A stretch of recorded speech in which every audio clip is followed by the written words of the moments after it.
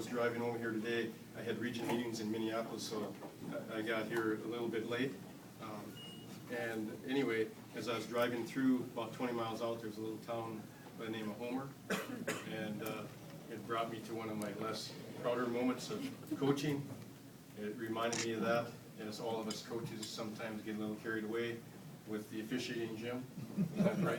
And I remember a game when I finally had it, and I said to the official, I said, it looks like we have the Simpson boys. We got Bart and Homer here tonight. And of course, that didn't take anything but to get a technical. I was immediate, and I knew that too, so I didn't have to beg for it. But over the years, I had the opportunity to coach against some other Hall of Famers. Ken Rocklitz from Northwest Paul in Wyoming, Bruce Hoffman from Sheridan College in Wyoming, and Jay Pivick from Minneapolis. I won a few games from them, and they won lots from me. We tried to beef our schedule. We put many miles on a people mover to California, to Arizona, to Salt Lake City, all over the country. Trying to play the best teams so we knew where we needed to get at some point in time. When I took over the job at Bismarck, it was in 1991, as John mentioned, and it was the same year that the Minnesota Twins won the World Series. I don't know if there's any Minnesota Twins fans here, maybe my daughters. But anyway, they went from worst to first, and when we went to Bismarck that year, they'd won 5 games the previous year, and we pulled our own worst to first and won a Mondat title against the Division I teams. And Coach Harris, our current coach, was one of those members that led us to that conference championship and a region title. And so I'm very proud of him getting his team here with his own players. 4 years ago when I retired, I handed us some players he had to work with. And anyway, there's a couple of All-Americans in there, so that helped a little bit too. But he did this on his own players. And I couldn't be prouder that that team could be here tonight. And they'll represent our school and our region very well. As we all know, basketball is a team game, and this award right here I received tonight is a team award. First of all, John touched on a little bit with family. I want to thank my family, my wife of 36 years, Pat, my daughters, Tara and Lindsay. They endured a lot. Over 31 years, I was gone a lot on the road, and they had to sacrifice an awful lot. And they also had to endure those ups and downs of the coaching. And I think all the coaches out here know how that is. If you end the season on a loss, you just can't wait to play the next game, and it takes a whole year to get there. And so they put up with an awful lot, and like I said, I was on the road a lot too when they were growing up, so I appreciate them making the trip here. My oldest daughter, Tara, came from Minneapolis, and my youngest daughter, Lindsay, from Louisville, and I really appreciate that as well. When I was first named this for this award, the guy from the Bismarck Tribune, the sports editor, called me and he said, can you name your top teams? Can you name your top players? Well, that's kind of impossible. I think we all know as coaches that each team is special in their own way. It might be the first team that won a conference championship or the first team that won a region title. It might have been the team that had the least amount of talent, but they might have overachieved. So I couldn't do that. I absolutely could not say this is a top team. I want to know about the top players. Well, there's a lot of top players. I'm proud of every one of the players that came through our system. They're gentlemen. I can give you some examples. Craig Molander came from a small town in North Dakota up north, which is now the Bakken, the oil hotbed, which is providing all the funding for North Dakota at this moment. Craig wanted to be a coach.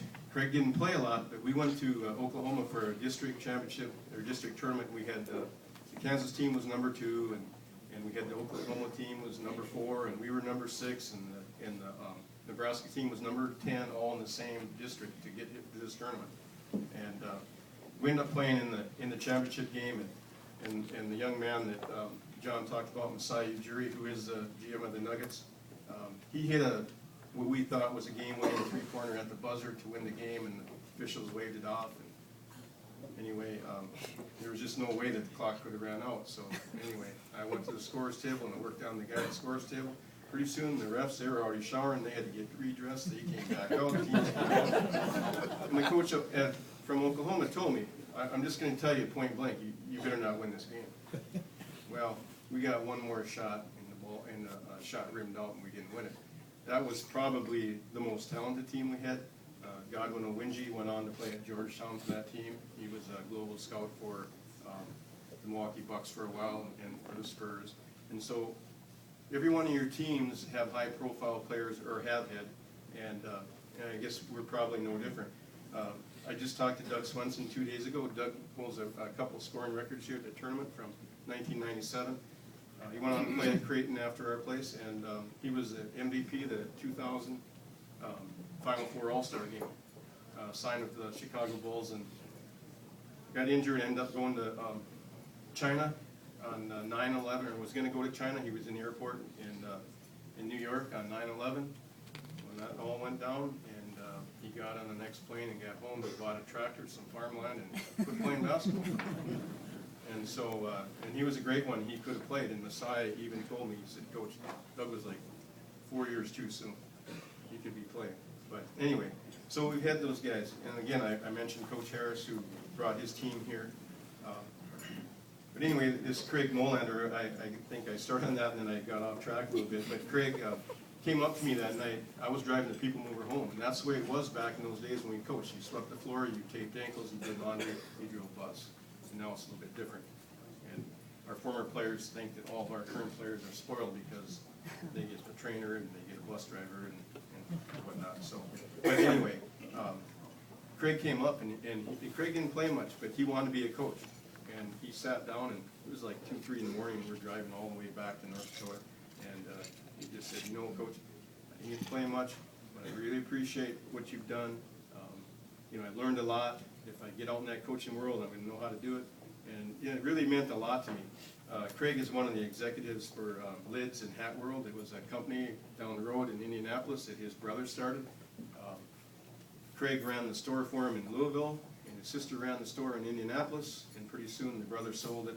He had marketing in Korea and all over the place. Pretty soon he sold it, and Craig's still down there. But I keep in contact with him, and he's a great young man, a great example of some of the players that we've had over the years. So I can just touch on a few there, but those guys were, you know, they're all great players, and we had 4 kids that just coached in the state tournaments in North Dakota the past couple weeks. I actually had 2 former players that coached against each other for the state championship. One won the state championship, the other got Coach of the Year. And what I was most proud of was when I picked up the paper last week, there was an article in the Bismarck paper from Grand Forks where the tournament was held, and there was a letter to the editor in the paper from a couple in Grand Forks, and they encountered this team that won the state at a restaurant or in the hotel, and they just couldn't be more complimentary of how well those kids behaved. And that's the thing that I'm most proud of, is those guys, I think, turn into be good gentlemen. And so I'm very, very proud of that. On this team thing, that I thank my family. I need to thank my longtime assistant coach, Eddie Collins. Eddie's here tonight. Eddie, stand up quick, would you please?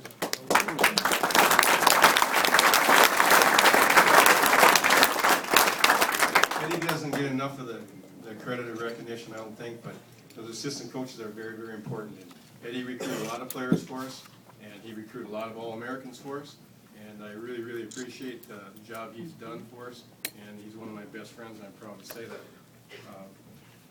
The bus drivers, the trainers, our office personnel, we're not on the road, you know, get back late at night and someone's in the office all day. Those are the people that help us get to where we're at. We can't do it without all these people, so it is definitely a team effort, and it's a team award. Like I said, this is for everybody that's helped along the way, and I really, really appreciate all the help that we've had. Anyway, I was told one time about speaking to in public was always remember the 2 B's. Be brief and be seated. So I'm going to hurry along here, and I'm going to tell you that I really appreciate going to the national meetings every year and seeing Dick and Scott and Jeannie, and they provide a breakfast or a meal. And last year, Jeannie went with us to Yankee Stadium for supper one evening. And anyway, we really enjoy visiting with these people and helping them out. They run a great tournament, Mike included. This is like Tom said, this is where Division II basketball should be. It should be kept here. It's like the Division I in Hutchinson and the baseball where it's at. This needs to be here. You guys do a great job, a really great job. This is a great banquet, and it needs to stay here for as long as you want it, so we really appreciate that. I do want to thank Tom and Nick. I'm on the same committee, that Division II. There's a lot of work, a lot of time goes into gathering the information, and you're right, Nick does deserve a lot of credit. He does a lot. Tom does too, but Nick is in the background, and I really appreciate that. I see Jack over here, and I always enjoy visiting with him. The award in his honor is a great thing, and we had one of our players one time get that award. Very, very proud of that, and so it's always good to see Jack at the tournament too. I've been here as a coach and as a spectator. It's a great, great function, and so I want to thank John and the Coaches Association for selecting me for this prestigious award. And again, it's a great honor. I just don't know what more to say other than thank you.